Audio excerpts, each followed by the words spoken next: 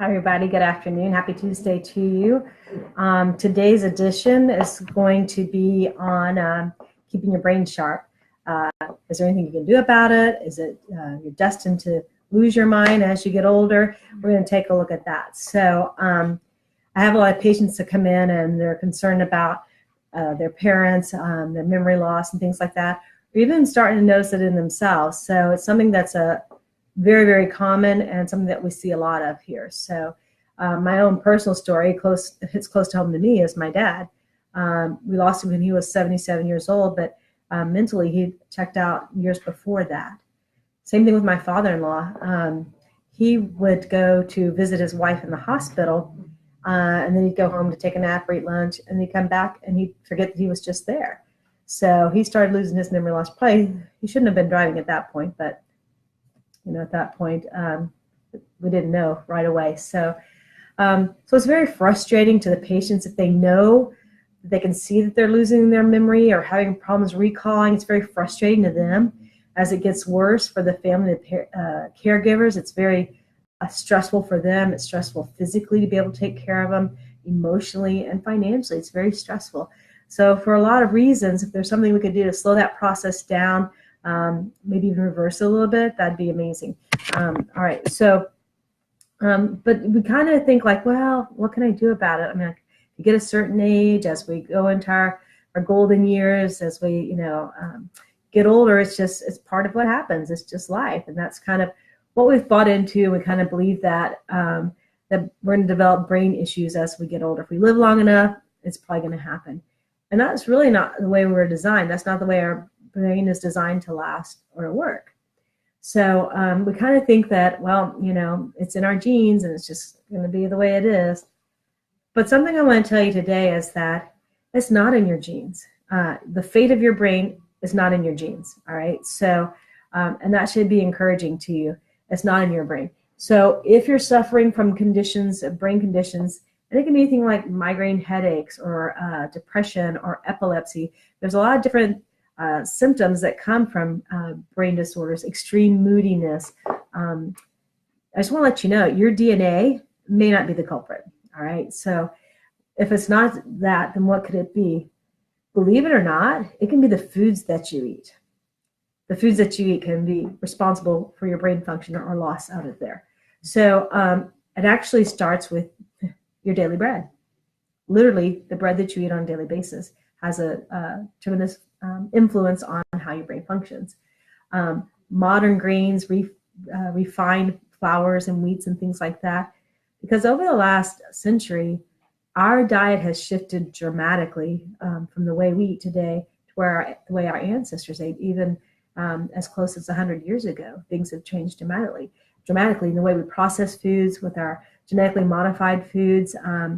So it's just, we don't handle things the way our body can't break down and assimilate things that we could with the foods they were eating 100 years ago. So it causes an inflammation or inflammatory process in our whole body, but in our brain as well.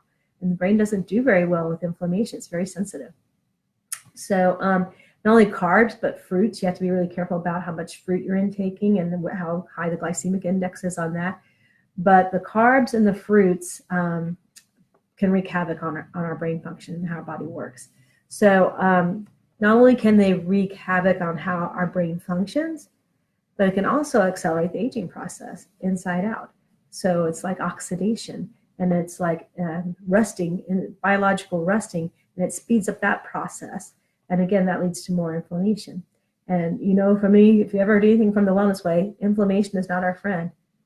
Well, it is on a short-term basis, but chronic long-term inflammation is not our friend. It's going to do damage over time. So let's see. But if you can understand the root cause for brain disease and brain dysfunction, and you can have some influence over that, that should be very encouraging, and that should bring you hope. So, so that's good news for us. And here's more good news. It's mostly attributed to your choices, to your lifestyle choices. So you actually have way more control than you may have believed that you do.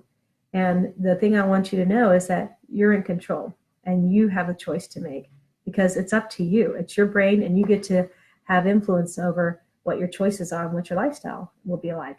So, you know, and then always on the news, there's the latest war against or the war on Alzheimer's or heart disease.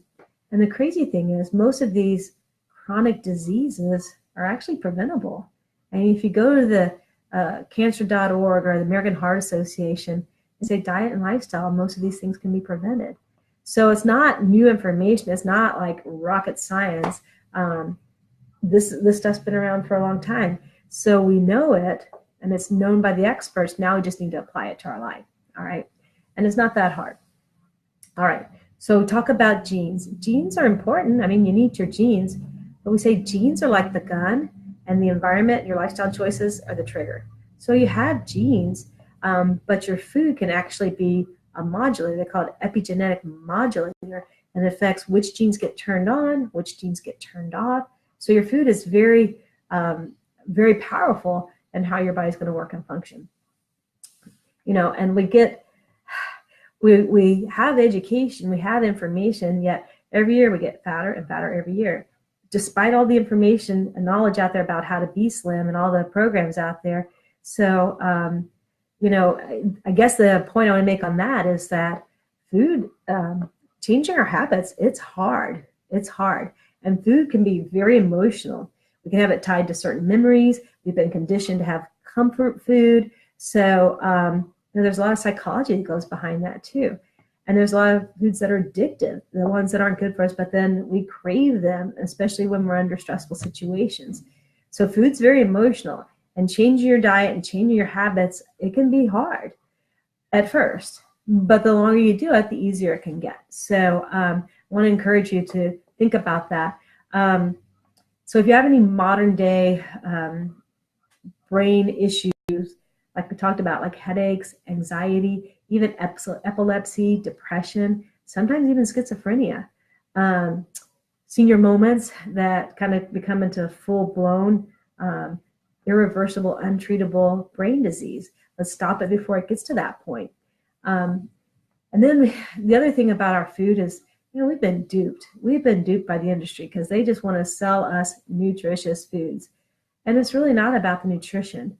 We talk about that little section in the grocery store, the little health food section where they have the puffed, you know, rice cakes and the almond milk and that kind of thing.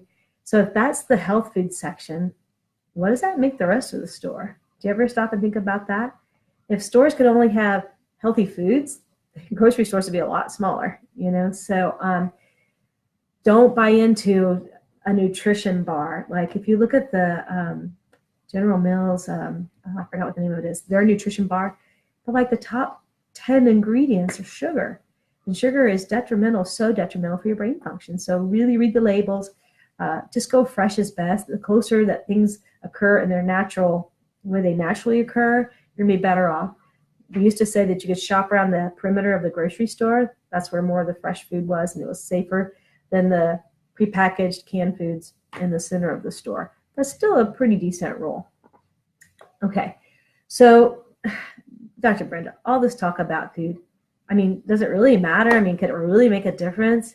Yeah, it really can. It can change your DNA expression.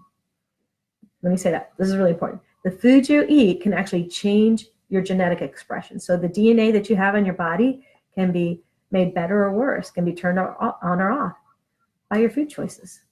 So you have a lot of control over your health, not only your physical health, but then your brain function and how healthy your brain is going to be and how long it's going to last.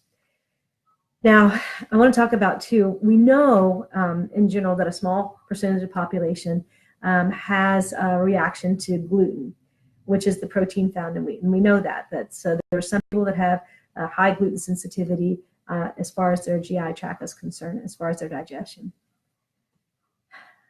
But what if it was possible that everybody's brain can be affected by that food and that inflammatory process?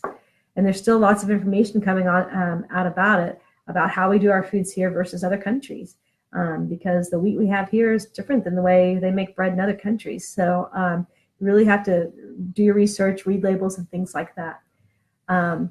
Diabetes and brain disease, they're uniquely tied together. If you have diabetes, it doubles your risk of getting Alzheimer's.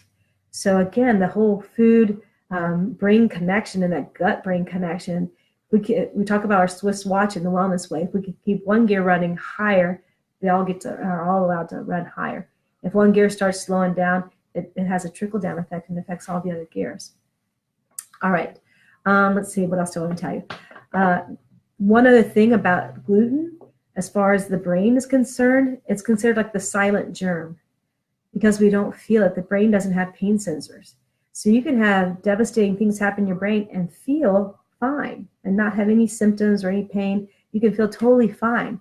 So they call it the silent germ because it can be going on. And by the time you start having your first symptoms, some permanent damage could already be done. All right. Our food pyramid, we just need to turn it upside down on its head. Again, our ancestors 100 years ago had very high fat diets, very low carb diets, and we've totally switched that. Now we have high carb and low fat, and that's what's putting us in one of the reasons we're in such bad shape. We need to put high healthy fat content up and take these grains and carb way down percentage wise.